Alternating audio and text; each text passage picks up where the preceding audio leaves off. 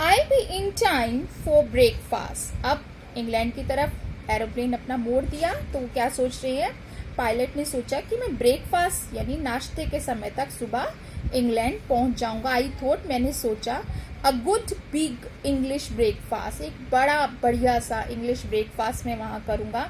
बेटा अपनी कंट्री, अपना घर अलग ही बात होती है। फ्रांस में थे तो उन्हें वहाँ पर जो है वहाँ का खाना मिलता था, यहाँ वो अपने इंग्लैंड का खाना मिस कर रहे थे, तो इसीलिए वो क्या कहते हैं कि बहुत बढ़िया इंग्लिश ब्रेकफास्ट मैं करूँगा कल। एवरीथिंग वॉज गोइंग वेल, हर चीज़ बिल्कुल अच्छे से जा रही थी। It was an easy flight, ये बहुत ही आसान सी फ्लाइट थी। Paris was about 150 kilometres behind me when I saw the clouds. अब पेरिस कैसे, हम फ्रांस की बात कर रहे हैं तो फ्रांस की कैपिटल पेरिस है, तो वो पेरिस के पास ऊपर से उड़कर आए हैं और पेरिस जो है वो कह रहे हैं कि लगभग 150 किलोमीटर मेरे पीछे रह गया था जब मैंने बादलों को देखा। स्टॉर्म क्लाउड समझते हैं ना, तूफानी बादल। दे वर ह्यूज, वो बहुत बड़े थे। They looked like black mountains standing in front of me across the sky. वो कैसे लग रहे थे बेटा, ब्लैक माउंटेन्स, जैसे कि बड़े बड़े काले पर्वत हो वैसे दिख रहे थे।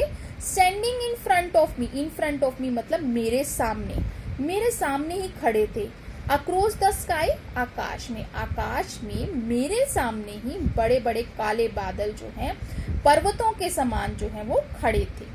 I knew I could not fly up and over them and I didn't have enough fuel to fly around them to north or south। अब क्या प्रॉब्लम थी देखिए, मुझे पता था कि I knew, मैं जानता था, I could not fly up and over them, मैं ना तो उनके ऊपर उड़ सकता था ना ही उनके ऊपर से क्रॉस करके जा सकता था। I did not have enough fuel to fly around them, मेरे पास इतना ईंधन भी नहीं था कि मैं उनके चारों तरफ घूम करके फिर नॉर्थ में या साउथ में चला जाऊं। इतना मेरे पास फ्यूल नहीं था क्योंकि मैंने लास्ट टैंक ऑन किया था। I ought to go back to Paris, I thought, मैंने सोचा कि मैं वापस पेरिस चला जाऊं। But I wanted to get home, पर घर जाने का जो उत्साह था बेटा, घर जाने की जो इच्छा थी वो बहुत ही प्रबल थी, बहुत ही तीव्र थी। उनको नहीं, मुझे किसी तरह घर पहुंचना है।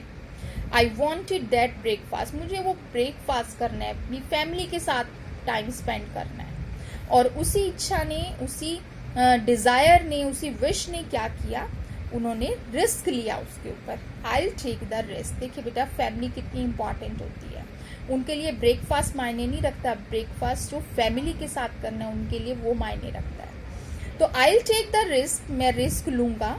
आई थॉट, मैंने ऐसा सोचा। And flu that old Dakota straight into the storm, और उस ओल्ड डकोटा एरोप्लेन को मैंने सीधा तूफान में मैं ले गया।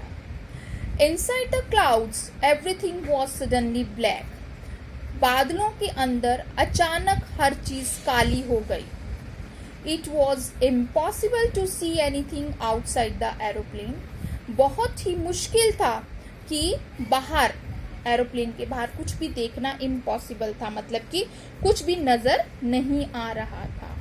The old aeroplane jumped and twisted in the air, जो मेरा पुराना एरोप्लेन था वो कूदने लगा, मतलब उछलने लगा, और ट्विस्ट समझते ना, इस तरह से टेढ़ा मेढ़ा होने लगा इन द एयर यानी हवा में।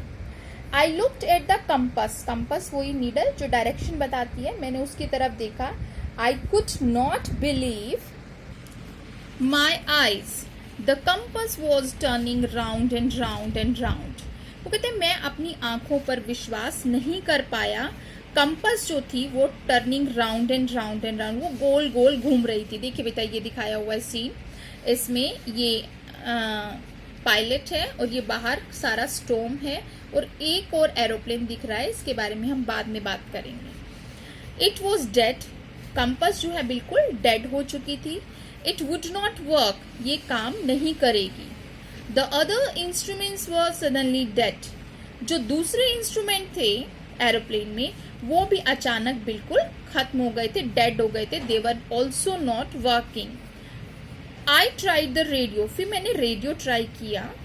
Paris control can you hear me, Paris control, क्या आप मुझे सुन सकते हैं? तो बेटा in this video we will be doing up to here.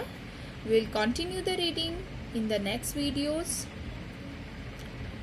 Thank you. Have a nice day.